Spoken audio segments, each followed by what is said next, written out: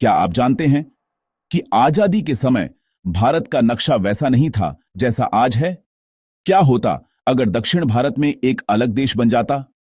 क्या होता अगर भारत के परमाणु संसाधन किसी और के हाथ में चले जाते? क्या होता अगर एक समृद्ध रियासत ने दिल्ली को खुली चुनौती दे दी होती? और क्या आप जानते हैं 1947 में यह सब सचमुच होने वाला था? यह कहानी है त्रावणकोर की, एक ऐसी रियासत की जिसने स्वतंत्र भारत की एकता को पहली बड़ी चुनौती दी। दक्षिण भारत, आज का केरल, अरब सागर से घिरा, पश्चिमी घाट की पहाड़ियों से सुरक्षित, व्यापार और संसाधनों से भरपूर, राजधानी तिरुवनंतपुरम। यह कोई साधारण रियासत नहीं थी। यह आर्थिक रूप से आत्मनिर्भर, प्रशासनिक रूप से संगठित और रणनीतिक रूप से अत्यंत महत्वपूर्ण थी।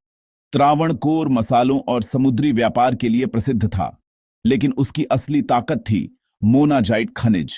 द्वितीय विश्व युद्ध के बाद परमाणु ऊर्जा का युग शुरू हो चुका था। ब्रिटेन और अमेरिका की नजर इस क्षेत्र पर थी। अगर यह क्षेत्र भारत से अलग होता तो दक्षिण एशिया की राजनीति बदल सकती थी।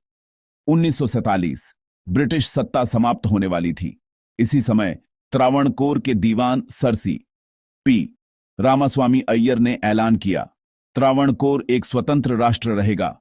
उन्होंने कहा, हम आर्थिक रूप से सक्षम हैं, हम भारत या पाकिस्तान से जुड़ने के लिए बाध्य नहीं हैं। यह घोषणा नई दिल्ली के लिए सीधी चुनौती थी। उस समय भारत के गृह मंत्री थे सरदार वल्लभ भाई पटेल जानते थे, यदि एक रियासत अलग हुई तो कई अन्य उसका अनुसरण करेंगी। लेकिन यहां तलवार नहीं चली, यहां चली कूटनीति। वार्ताएं शुरू हुईं, दबाव बढ़ा और जनता की भावनाएं निर्णायक बनने लगीं। 25 जुलाई 1947 दीवान सी.पी. अय्यर पर जानलेवा हमला हुआ। यह सिर्फ एक हमला नहीं था, यह संकेत था कि जनता अलगाव के पक्ष में नहीं है। राजदरबार को समझ आया, अलग रहने की कीमत बहुत भारी होगी। राजनीतिक अस्थिरता बढ़ रही थी, अंतर्राष्ट्रीय दबाव भी संभव था। कुछ ही दिनों बाद 30 जुलाई 1947 को त्रावणकोर ने भारत में शामिल होने का निर्णय लिया। इंस्ट्रूमेंट ऑफ एक्सेशन पर हस्ताक्षर हुए।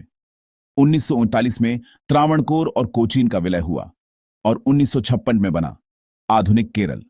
कल्पना कीजिए, दक्षिण भारत में एक स्वतंत्र समुद्री राष्ट्र, विदेशी शक्तियों की मौजूदगी, भारत के परमाणु संसाधनों पर नियंत्रण का संकट, समुद्री सुरक्षा कमजोर।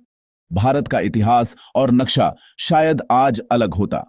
त्रावणकोर का एकीकरण सिर्फ एक राजनीतिक समझौता नहीं था, यह भारत की एकता की पहली बड़ी परीक्षा थी। और उस परीक्षा में भारत ने युद्ध नहीं बल्कि धैर्य, कूटनीति और दूरदृष्टि से विजय पाई। इतिहास हमें सिखाता है, राष्ट्र केवल सीमाओं से नहीं बनते बल्कि निर्णयों से बनते हैं। और 1947 का वह निर्णय आज के भारत की नींव बन गया।